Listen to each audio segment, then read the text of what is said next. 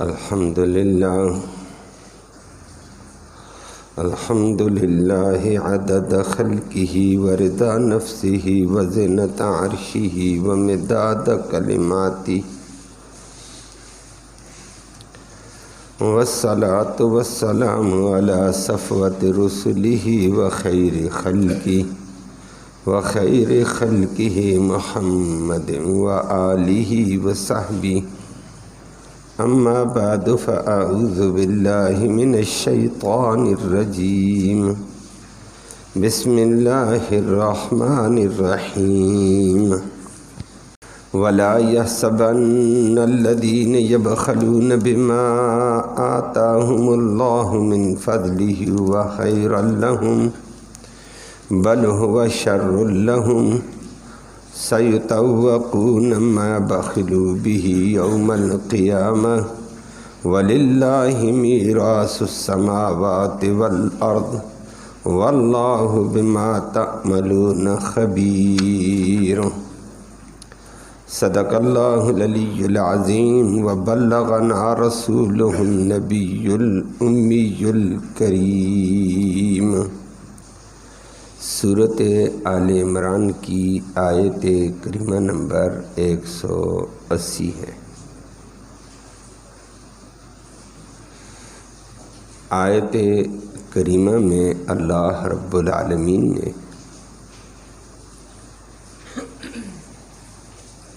بخل رکھنے والے طبقے کی سخت ترین سرزنش فرمائی ہے۔ اللہ ہم سب کو محفوظ فرمائے۔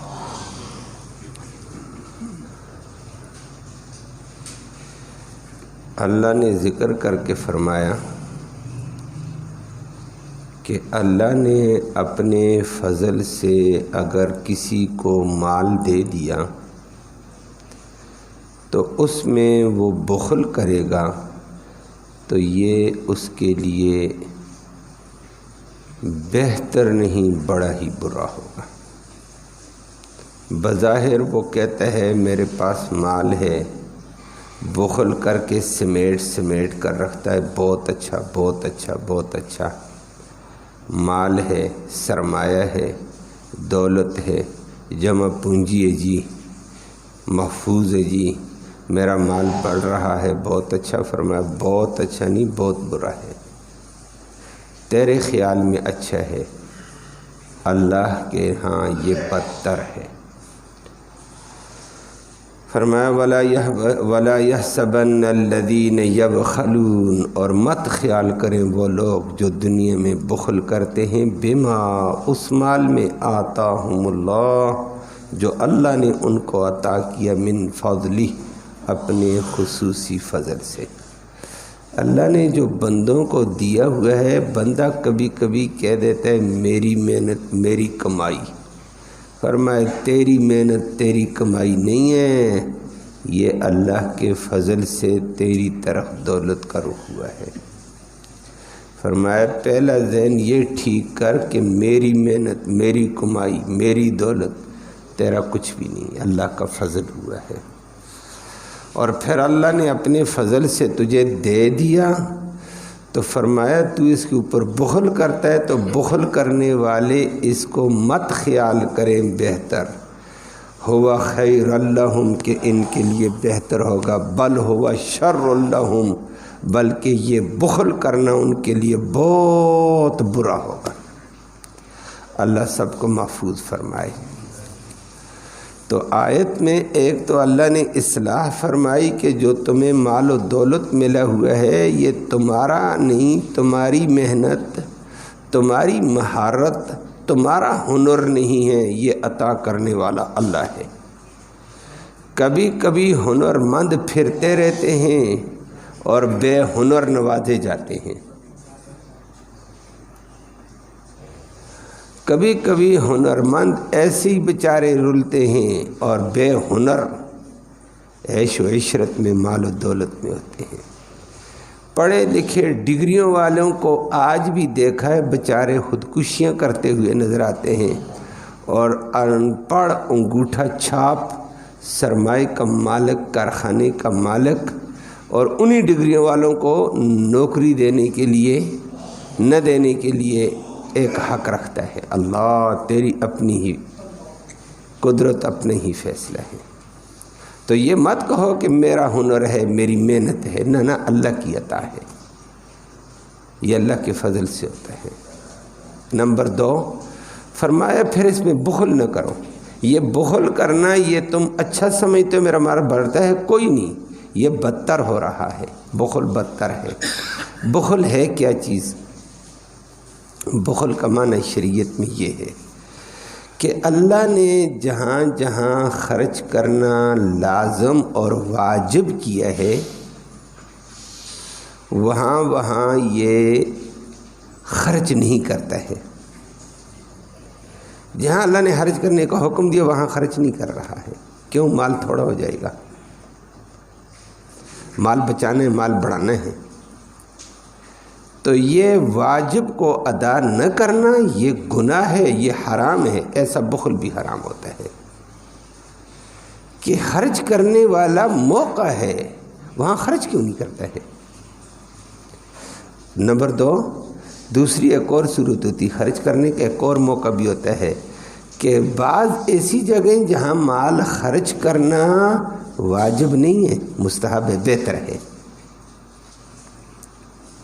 اچھا ہے، وہاں خرچ نہ کرنا گناہ نہیں ہے، حرام نہیں ہے، لیکن اچھا بھی نہیں ہے، مکروہ ہے۔ تو گویا بخل 2 درجوں میں آیا ہے۔ جہاں جہاں اللہ نے خرچ کرنے کا حکم دیا واجب ہے خرچ کرنا، وہاں نہ کرنا خرچ، بخل کرنا یہ حرام ہے، گناہ ہے۔ اور جہاں مال کو خرچ کرنا واجب نہیں ہے وہاں مال نہیں خرچ کیا ہے تو واجب کا ارتکاب اس نے نہیں کیا، حرام نہیں ہے لیکن بہتر بھی نہیں کیا۔ مال تجھے دیا ہوا ہے، مستحب جگہ ہے، وہاں بھی خرچ کر۔ تو جہاں جہاں اللہ نے حکم دیا وہاں نہیں خرچ کرتا ہے۔ رشتہ دار غریب ہے وہاں شریعت نے حکم دیا اس کا اعانت کر۔ زکوٰۃ واجب ہے تو زکوٰۃ ادا نہیں کرتا ہے۔ صدقات واجبہ کو تو روک دیتا ہے، وہ واجب ان کو ادا کرنا ہے۔ غریب بیوہ یتیم کا پڑوس میں حق ہے، ان کا حق تو ادا نہیں کرتا ہے۔ فی اموالہم حق للسائل والمحروم، مال کے اندر اللہ نے سوال والوں کا بھی اور محرومین غریب طبقے کا حق رکھا ہوا ہے۔ وہ بھوکے تو وہاں خرچ کرنا واجب ہے، اب تو نہیں خرچ کرتا ہے۔ تو فرمایا ایسی جگہ خرچ نہ کرنا یہ گناہ ہے، بخل کرنا حرام ہے۔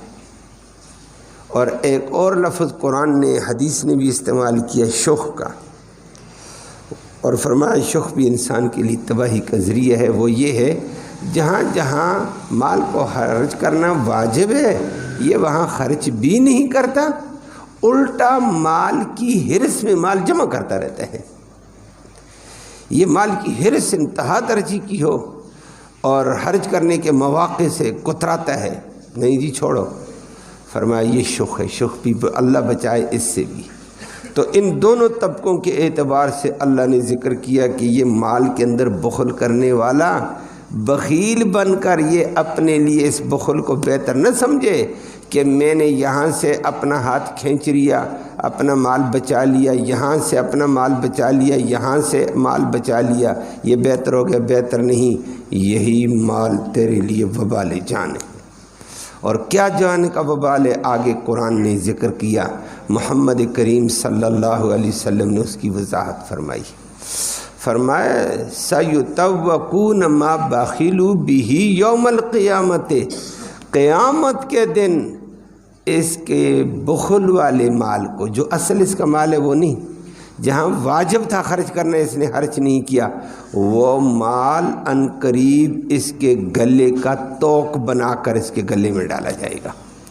سَيُطَوَّقُونَ مَا بَخِلُوا بِهِ، جو جو مال اس نے بخل کیا اس کو ان قریب اس کے گلے کا توق بنایا جائے گا قیامت کے دن۔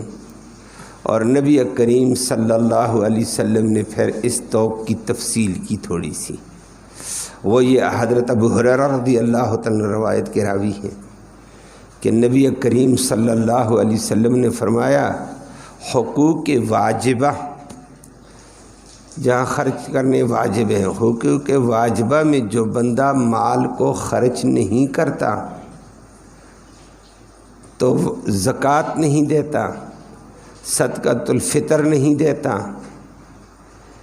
قریبی رشتہ دار غربت میں بھوک میں اس کو تعاون نہیں کرتا، اڑوس پڑوس میں محلے میں محتاج طبقہ موجود، پریشان طبقہ موجود اور یہ ان کی کفالت نہیں کرتا، تو فرمایا یہ مال نبی کریم صلی اللہ علیہ وسلم نے فرمایا قیامت کے دن مسل لہو شجاعا اقرع، اس مال کو قیامت کے دن گنجے سانپ کی شکل میں بدل دیا جائے گا۔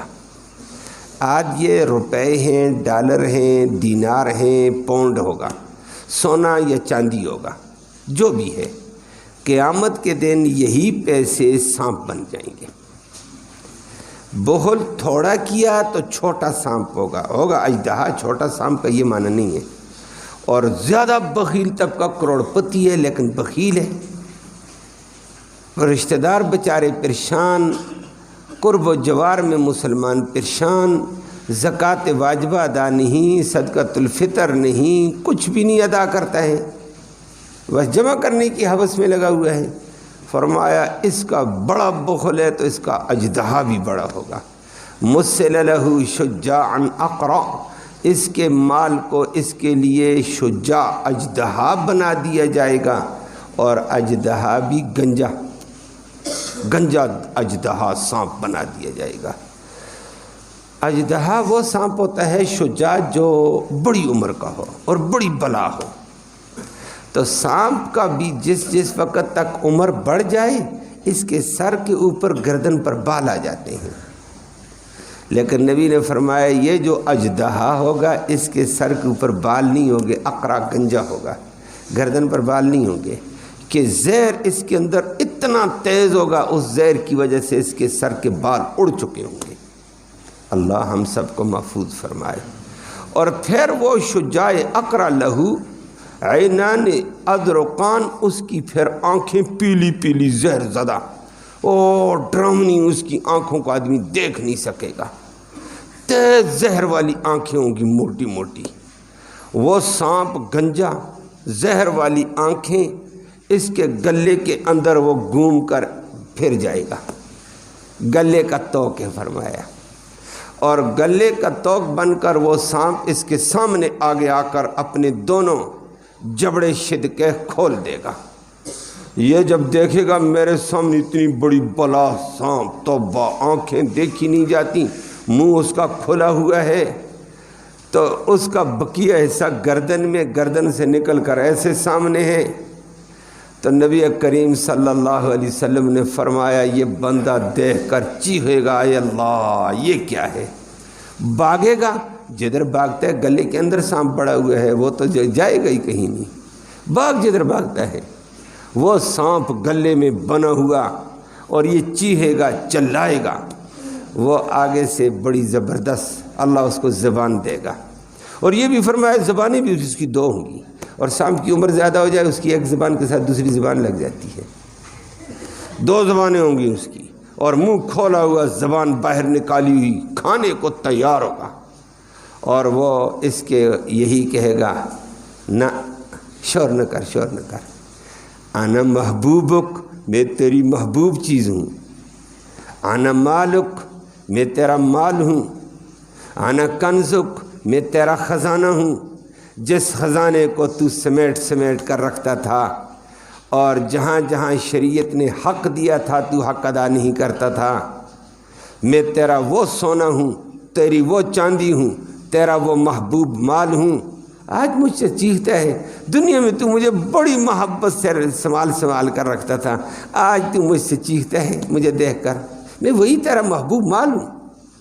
بس یہ بیچارہ چیخے گا چلائے گا، فَأَخَذَ بِشِدْقَيْهِ، وہ سانپ اس کے ایک جبڑے کو زور سے ڈسے گا، وہ زہر والا اثر ہوتی یہ چیخ مار کر گر جائے گا زہر سے آلود، اور یہ زہر کے اثر میں تڑپے گا، بعد میں تھوڑی دیر کے بعد اس کو ہوش آئے گا، تھوڑا سا سکون ملے گا، اٹھے گا، آنکھیں کھولی، آگے پھر وہی گلے میں ایسے پڑا ہوا ہے سامنے، پھر وہ چیخے گا یا اللہ یہ کیا، پھر وہ دوسری طرف جبڑے کو ڈسے گا، اور فرمایا حشر کے میدان میں لوگوں کے سامنے اس کو یہ سزا دی جائے گی۔ اللہ ہم سب کو محفوظ فرمائے۔ آج دنیا میں سرمایہ دار کہہ دیتا ہے کہ میرا مار میرا مار، اللہ نے فرمایا سَيُطَوَّقُونَ مَا بَخِلُوا بِهِ يَوْمَ الْقِيَامَةِ، اس بخل والے مال کو ان قریب گلے کا توق بنایا جائے گا، یہ سزا اس کو دی جائے گی۔ اور جس مال کے سے زکوٰۃ نکل گئی، صدقۃ الفطر نکل گیا، حقوق واجبہ نکل گئی، کوئی بات نہیں، سرمایہ ہے تو ٹھیک ہے، اس کا اب ذاتی ہے، کوئی نہیں ہے۔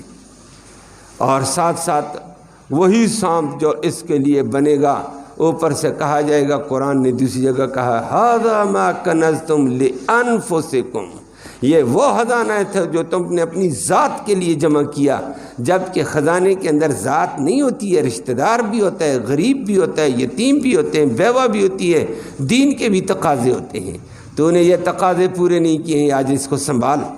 اللہ ہم سب کو وہاں کی ذلت سے محفوظ فرمائے۔